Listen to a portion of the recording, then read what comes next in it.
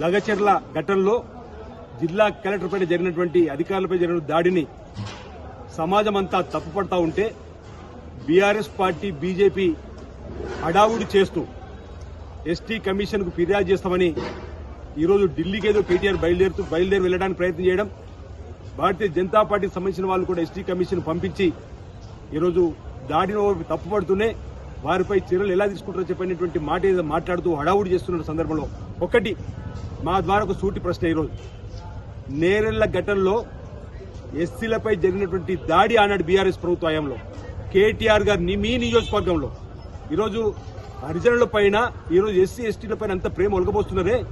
ఆనాడు మీ నియోజకవర్గంలో నేరెళ్ల ఘటనలో దళితులపై జరిగినటువంటి దాడుల్లో ఈరోజు ఇబ్బంది పడుతున్నటువంటి వారిపైన ఆనాడు భారతీయ జనతా పార్టీ కూడా ఎస్సీ కమిషన్ పేరిట వచ్చారు.